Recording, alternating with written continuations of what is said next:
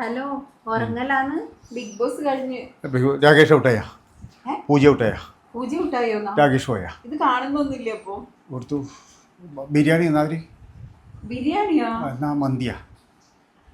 അത് തിന്നാണെന്ന് എനിക്ക് ഭ്രാന്തുണ്ടായിരുന്നു.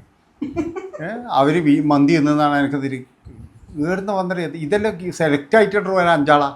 ഒന്നാ രാകേഷ്, അതുപോലെ തന്നെ പൂജ. ഇതെല്ലാം വെറുതെ കോപ്രായം കെട്ടിക്കാൻ വേണ്ടിയിട്ട്, അതായത് നിലപാടില്ലാതെ കുറേ വേണം വേറെയും. ഇത് വെറും ഇത് ബേസ്റ്റാന്ന് ഇത് ഇവർ തെലുങ്കിലും തമിഴിലും കന്നഡയിലും കണ്ടിട്ടാണ്.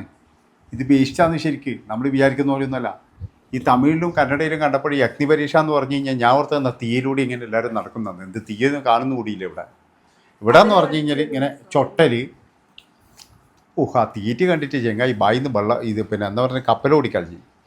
അപ്പോൾ ഉറക്കം എഴുന്നേറ്റപ്പോൾ കാണുന്നത് എന്താ വെച്ചാൽ പിന്നെ ഓരോരോ ആൾക്കാരെ പിടിച്ചിട്ട് ഉമ്മാറങ്ങ് പറഞ്ഞു വിടുവാ. അപ്പോൾ റിയാസ് ആയാലും അതുപോലെ തന്നെ നമ്മുടെ മാരാറായാലും ഇല്ല എനിക്കൊന്നും കഴിയില്ല എന്ന് പറഞ്ഞിങ്ങനെ കണ്ണ് പൊത്തുന്നതൊക്കെ കാണാം. അത് കഴിഞ്ഞതിന് ശേഷം എന്ന് പറഞ്ഞാൽ രഞ്ജിനിയുടെ വരവാണ്. പിന്നെ ഞാൻ രഞ്ജിനിയുടെ മുഖത്തേക്ക് ക്യാമറ കൊണ്ടുപോകുന്ന ആൾക്കാരോട് എനിക്ക് പറയാനുള്ളത്, അതായത് രഞ്ജിനിനെ നിങ്ങൾ അപമാനിക്കരുത്. ഒന്നാമത് എന്ന് പറഞ്ഞാൽ 4 കോട്ടാണ് ഇവിടെ അടിച്ചിരിക്കുന്നത്. ആ 4 കോട്ട് നിങ്ങൾക്കിങ്ങനെ എടുത്തെടുത്ത് കാണിക്കണം എന്നുണ്ടെങ്കിൽ അവരോടൊന്നൊരു വൈരാഗ്യമുള്ളത് പോലെയാണ്. അല്ലെങ്കിൽ നമ്മുടെ റിയാസിൻ്റെ ലിപ്റ്റിക്ക് എനിക്ക് ഐ സംതിങ് റാങ് ഇതെല്ലാം കാണിക്കായിരുന്നു നിങ്ങൾക്ക്, അതിനൊന്നും കുഴപ്പമില്ല. പിന്നെ മാരാറ് പിന്നാന്ന് പറഞ്ഞു കഴിഞ്ഞാൽ അങ്ങേര് പിന്നാന്ന് പറഞ്ഞാൽ ഇപ്പം പറഞ്ഞിട്ട് കഷ്ടം തന്നെയായിരുന്നു. ആ ജനകീയ കോടതിയിൽ പോയിട്ട് തലവെച്ച് കൊടുത്തിട്ട് ഇപ്പം അങ്ങേരുടെ അവസ്ഥ കാണുന്നില്ലായിരുന്നു. ശരിക്കും പറഞ്ഞു കഴിഞ്ഞാൽ പിള്ളേർ വരെ മിണ്ടത്തില്ല എന്നാണ് പറയുന്നത് കേൾക്കുന്നത്. വീട്ടിൽ നിന്നെല്ലാം ഔട്ടി പുറത്താക്കിയായിരുന്നു.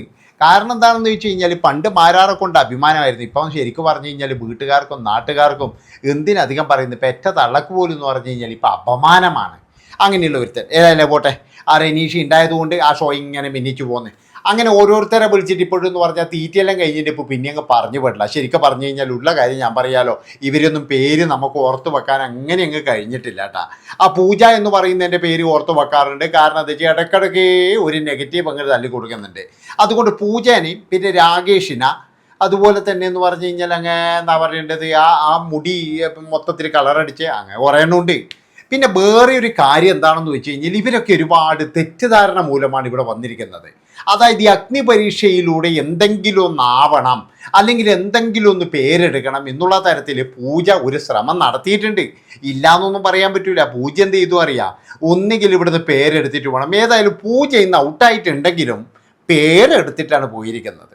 അതായത് പൂജേനെ ആരും മറക്കുമെന്ന് എനിക്ക് തോന്നുന്നില്ല. പൂജയായാലും ഇപ്പോൾ രാകേഷ് ആയിക്കഴിഞ്ഞാലും അവരൊക്കെ 2 ദിവസം അല്ലെങ്കിൽ 2 ദിവസം കൊണ്ട് ഏകദേശം ഒന്ന് സ്ക്രീനിൽ വന്നിട്ടുണ്ട്. അവർ ഔട്ടാക്കിയത് എന്തിനാണെന്ന് നിങ്ങൾക്ക് മനസ്സിലായ? അതായത് ഇവരൊക്കെ എന്ന് പറഞ്ഞു കഴിഞ്ഞാൽ ഇവർക്കൊരു സ്ട്രാറ്റജി ഉണ്ട്. എന്താണെന്ന് വെച്ച് കഴിഞ്ഞാൽ അങ്ങനെ ഓവർ സ്മാർട്ടാകുന്നവരെ ഞങ്ങൾ ഇവിടെ നിർത്തത്തില്ല. അങ്ങനെ ഓവർ സ്മാർട്ടായിട്ട് ഇനി കുറച്ച് ആൾക്കാർ ഇനി ഇവിടെ വേണ്ട എന്നുള്ള തരത്തിൽ ഇവർ കുറച്ചൊരു കാര്യങ്ങൾ ചെയ്യുന്നുണ്ട്. പക്ഷെ അത് മോശം തന്നെയാണ്. കാരണം എന്താ വെച്ചാൽ ബിഗ് ബോസ് എന്ന് പറയുന്നത് നമ്മൾ വെറുതെയെങ്കിലും ഇങ്ങനെ ചടഞ്ഞുകൂടി ഇരിക്കാനോ അല്ലെങ്കിൽ ഇതിനു വേണ്ടിയിട്ടോ മാത്രമാകരുത്. ബിഗ് ബോസ് എന്ന് പറഞ്ഞു കഴിഞ്ഞാൽ കുറച്ച് ഒച്ചപ്പാട്, കുറച്ച് തല്ലുംപിടി, കുറച്ച് ഇത് കുറച്ചത്, ഇതൊക്കെ വേണോ? അല്ലാതെ എന്തോട് ബിഗ് ബോസ് ആയിരുന്നു. ഈ ബിഗ് ബോസ് കുറേ ഭൂതകോദഹാണങ്കദഹ ഇങ്ങനെ കൊണ്ടുവന്ന് ഇരുത്തിയിട്ട് കാര്യമുണ്ടാ? ഒരു കാര്യമില്ല. ബിഗ് ബോസ് കാണുമ്പോൾ ബിഗ് ബോസിൻ്റെ അഗ്നി പരീക്ഷ എന്നൊക്കെ പറഞ്ഞു കഴിഞ്ഞാൽ കഠിനമായിരിക്കണം. അതാ വേണ്ടത്, കഠിനത്തിൽ കഠിനമായിരിക്കണം. ഇപ്പോഴൊന്നും ചെയ്യുന്നത് പോലും നല്ല വേണ്ടത് കഠിനമായിട്ടില്ല. ശരിക്കും പറഞ്ഞു കഴിഞ്ഞാൽ കല്ലിലൂടി മുള്ളിലൂടി അതുപോലെ തന്നെ എന്ന് പറഞ്ഞു കഴിഞ്ഞാൽ ശരിക്കും നമ്മുടെ ഞരമ്പുകളിലെ രക്തം ഇങ്ങനെ എഴുന്നേറ്റ് രോമല്ല രക്തം എഴുന്നേറ്റ് നിൽക്കുന്ന രീതിയിലായിരിക്കണം. അങ്ങനെയായിരിക്കണം അഗ്നി പരീക്ഷ. അല്ലാതെ എന്ന് പറഞ്ഞാൽ കുറേ ആൾക്കാരെ 4 ട്രിപ്പ് 4 ട്രിപ്പ് ഇതാണോടെ അഗ്നി പരീക്ഷ? നമുക്ക് ഇതൊന്നും ശരിയല്ല, ഇതെല്ലാം മാറ്റണം. പിന്നെ വേറൊരു കാര്യം, ഇന്ന് പൂജേനെ ഔട്ടാക്കിയത് വളരെ മോശം തന്നെയാണ്. അത് കുറച്ചൊന്ന് കളിക്കട്ടല്ലേ, ഒന്ന് ഇറങ്ങി കളിക്കട്ടല്ലേ. അത് പറ്റൂല. കാരണം എന്താ വെച്ചാൽ ഈ ജഡ്ജസിന് മുടിഞ്ഞ അസൂയാടേ. കാരണം ഇനി ഞങ്ങളെപ്പോലെ ഒരുത്തന്മാർ വരണ്ട. അതായത് ഈ മാരാറായാലും ശരി, റിയാസ് ആയാലും ശരി, പിന്നെ ഈ രഞ്ജിനി ആയാലും ശരി, അസൂയ എന്ന് പറഞ്ഞു കഴിഞ്ഞാൽ ഇവരെ കഴിച്ചിട്ടേ അസൂയുള്ളൂ. ഇവരെ കാട്ടി മുന്നിൽ പോകുന്നുണ്ടോ അതാ ഇവരിപ്പോൾ നോക്കുന്നത്. അത് നിങ്ങൾ ശ്രദ്ധിച്ചിനാടുന്ന്. അവിടെ ഇതൊന്നും നോക്കാൻ ഒരു മനുഷ്യന്മാരില്ല. ഞങ്ങളിത് കുറേ നാളായില്ലേ കയ്യിൽ നോക്കാൻ തുടങ്ങുന്നത്. നമ്മക്കറിയില്ലേ ഓമാരുടെ കാര്യങ്ങൾ കാണുമ്പോൾ. ഇന്നത്തെ ആ പൂജേനെ ഔട്ടാക്കിയിട്ടുണ്ടെങ്കിൽ അത് കൃത്യമായിട്ടെന്ന് പറഞ്ഞാൽ അവർക്ക് അവരെക്കാട്ടിയും വലിയ ആളാകുന്നുണ്ടോ എന്നുള്ള ഒരു തോന്നിച്ചുകൊണ്ടാണ്. അല്ലാതെ പൂജേനോട്ടോ പൂജ എന്താ അവിടെ ഒരുപാട് നമ്മളെയൊക്കെ എന്ന് പറഞ്ഞു കഴിഞ്ഞാൽ ഒന്നുമില്ലെങ്കിൽ ഇത്രയും ദിവസം കൊണ്ട് വെറുപ്പിച്ചിട്ടാണെങ്കിലും അവിടെ നിന്നല്ലോ. അതായത് നമുക്ക് എല്ലാവർക്കും അറിയാം പൂജ വെറുപ്പിക്കുന്നുണ്ട്. പക്ഷെ പൂജ വെറുപ്പിക്കുന്നുണ്ടെങ്കിലും അവിടെ ഒരു പേരെടുത്തു 2 ദിവസം കൊണ്ട്. അതാണ് നിങ്ങൾ മനസ്സിലാക്കേണ്ടത്. അവിടെ രാകേഷ് എന്ന് പറയുന്നവൻ പേരെടുത്തത് എങ്ങനെയാ? പൂജയുള്ളത് കൊണ്ടാണ്. പൂജയില്ലെങ്കിൽ രാകേഷിന് ഒരു പൂച്ചക്ക് പറയില്ല, അത്രയേ ഉള്ളൂ. അപ്പം രാകേഷിൻ്റെ മരപ്പണിയും കാര്യങ്ങളും ആ ഒരു വേദനയും വിഷമങ്ങളും മുഴുവൻ കൊണ്ടുവന്നത് എന്ന് പറഞ്ഞാൽ പൂജ തന്നെയാണെന്ന് ഞാൻ പറയുള്ളൂ. അതുകൊണ്ട് പൂജേനെ തികച്ചും അൺഫെയർ ആയിട്ടാണ് ഇവർ ഒഴിവാക്കിയിരിക്കുന്നത്. അത് ശരിയല്ല. പൂജേനെക്കാട്ടി എന്ന് പറഞ്ഞല്ലോ അവിടെ പിന്നെന്താ പറയുക, ഒഴിവാകേണ്ട കുറേ എണ്ണം ഉണ്ട്. ധൂമഗോപുതങ്ങൾ കുറേ എണ്ണം ഉണ്ടായിരുന്നു. ഒരു വസ്തുവിന് കൊള്ളാത്ത വെറും വേസ്റ്റുകളുണ്ട് അവിടെ. അവറ്റകളെ പിടിച്ച് പുറത്താക്കുന്നതിന് പകരം എന്തിനാ ഈ പൂജേനെ പിടിച്ച് പുറത്താക്കിയത്? അതുപോലെ തന്നെ ഇന്ന് 1-2 ആൾക്കാർ എനിക്ക് അൺഫെയർ ആയിട്ട് തന്നെയാണ് തോന്നിയത്. അതായത് അവരെയൊക്കെ എന്ന് പറഞ്ഞ് എന്തോ ഒരു ടാർഗറ്റ് ചെയ്തിട്ട് ആരെയോ ഇത് എടാ നീ മറ്റവരെ ഒന്നും ഔട്ടാക്കണേ എന്നാലേ നമ്മളെ കുട്ടിക്കാട് വെക്കാൻ പറ്റുള്ളൂ എന്നുള്ള തരത്തിൽ അവിടെ ഭയങ്കരമായിട്ട് എന്ന് പറഞ്ഞു കഴിഞ്ഞാൽ എന്താ പറയുക പാഷ്വാലിറ്റി അത് ഉണ്ട്. ഇല്ല എന്നൊന്നും പറയാൻ പറ്റൂല. അതായത് ഇവർക്ക് ഇവരുടേതായ ആൾക്കാരുണ്ട്. അവിടെയുള്ള കുറേ ആൾക്കാർ എന്ന് പറഞ്ഞാൽ ഇതിനു വേണ്ടി കൊണ്ടുവന്നത് നല്ല സാധാരണക്കാർ തന്നെയാണെങ്കിലും അവിടെയുള്ള ഓരോരുത്തന്മാരുടെ കുഞ്ഞമ്മേൻ്റെ മക്കളാണെന്ന് എനിക്ക് തോന്നുന്നത്.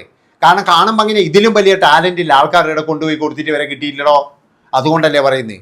ഇതിലും നല്ല ടാലൻറ്റില്ല ആൾക്കാരുണ്ടായിരുന്നു. ഇത് എത്ര ആൾക്കാർ എന്നറിയാം. എൻ്റെ എല്ലാം പ്രൊഫൈൽ കണ്ടു കഴിഞ്ഞാൽ നിങ്ങളിങ്ങനെ ബറക്കുവാർന്ന് അമ്മാതിരി പ്രൊഫൈൽ കൊടുത്തിട്ട് നമ്മളൊന്നും എടുക്കണ്ടേ, കണ്ടിട്ട് പോലുമില്ലോ അവർക്ക്. കാരണം എന്താ, ഞാനൊന്നും അവൻ്റെ കുഞ്ഞമ്മേൻ്റെ മകനോ അല്ലെങ്കിൽ വേറെ ഒന്നുമല്ല. അവിടെ കൃത്യമായിട്ടെന്ന് പറഞ്ഞു കഴിഞ്ഞാൽ അവർക്ക് കൃത്യമായിട്ട് ഇത് കൊടുത്തിട്ടുണ്ട്. കാരണം ജഡ്ജസിന് കൊടുത്തിട്ടുണ്ട്. ഇന്ന് ശരിക്കും പറഞ്ഞു കഴിഞ്ഞാൽ പൂജേനെ ഔട്ടാക്കുമ്പോൾ ഇവർക്ക് ഭയങ്കരമായിട്ട് ഇങ്ങനെ ഇതാ നോക്കുന്നത്. കാരണം അവർക്ക് മനസ്സിലായി ജനങ്ങളെ നമ്മളെ പഞ്ഞിക്കിടുന്നു.